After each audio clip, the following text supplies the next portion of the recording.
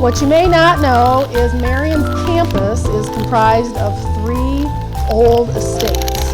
This area was known as Millionaire's Row, the road you rode in. My name's Deb Lawrence, and I serve at Marion as Vice President General Counsel, and I'm the unofficial pre-Marion historian, so that's why I'm talking to you today.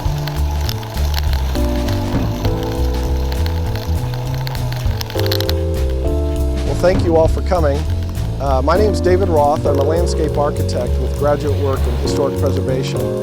So Jensen was a Danish immigrant. He started his career up in Chicago with the Chicago Parks District. He's responsible for sort of tying the parks together. There's the gondola there, and that's the gazebo I was talking about that's actually still standing over there. Welcome to the Wheeler-Stokely Mansion here.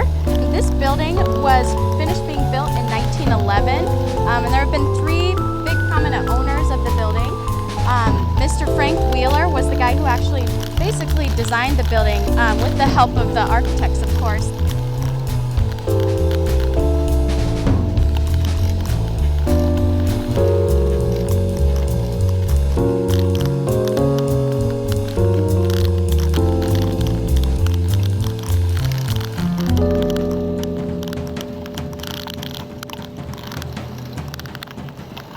Most country estates like this have become white elephants. Just a few survive in the hands of nonprofits that scramble for funding to keep them maintained. Their elaborate landscapes have mostly not survived, but today you'll see some of the best remnants at the Allison Mansion and here at the Summers Estate. With a little imagination, you'll be able to sample the pre-Depression lifestyle, taste, and wealth of the country place era movers and shakers.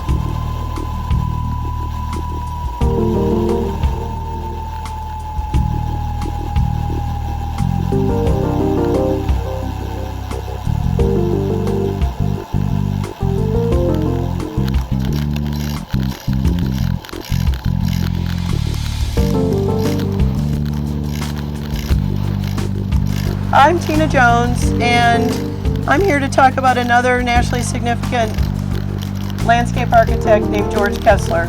And the reason I'm talking is, first, I'm a huge advocate of George Kessler's work, and secondly, I'm the co-author of the National Register nomination, placing his Park and Boulevard plan on the National Register, but we went beyond his boundaries. It's over 3,400 acres. It was on the National Register, placed in 2003, and it's with national significance, which means it's one little paper away from being a landmark.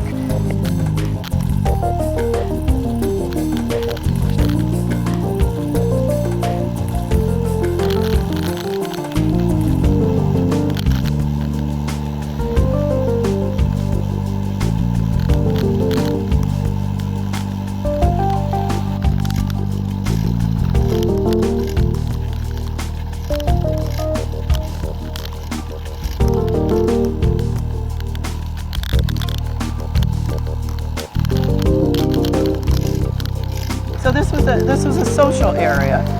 This is within Riverside Park, which is 800 acres, 1895, that the visionary mayor Tom Taggart purchased for public park space in the middle of the country. Back then, it's like, what are you thinking? But without it, look at the expenses. How could we have ever afford any of this nowadays?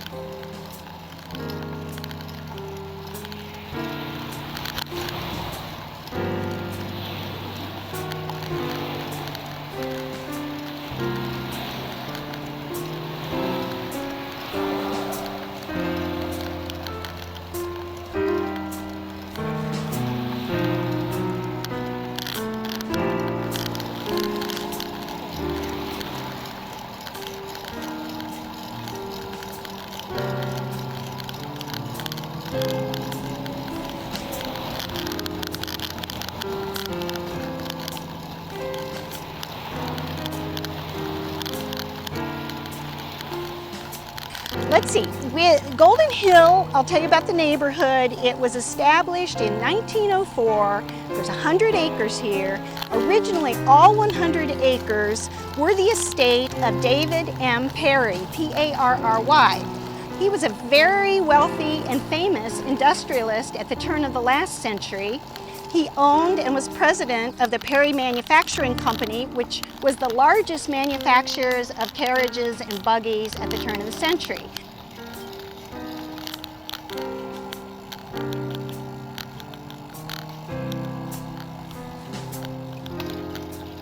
And you're here at the perfect time because it's called Golden Hill, because we have this golden flower that it's a wild flower called the lesser celandine, which just carpets the entire neighborhood at this time of year. And it's very beautiful, but it's very invasive.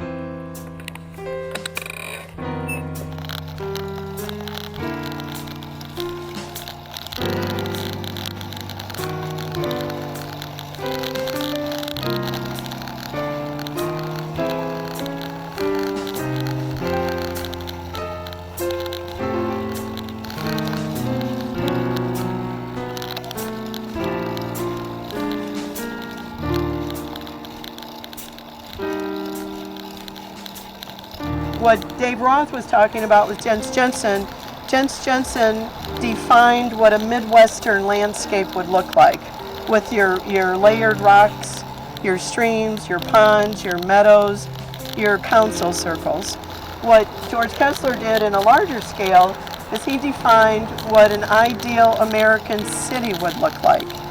And what he did there is that he melded both people and the natural environment for the benefit of both. But what Kessler did is he put all of that for the country estate of every common man. He overlaid it on top of the cities. You don't all get Allison-sized houses, but you do get the perspective and value of the landscape for you to enjoy for your own personal pleasure.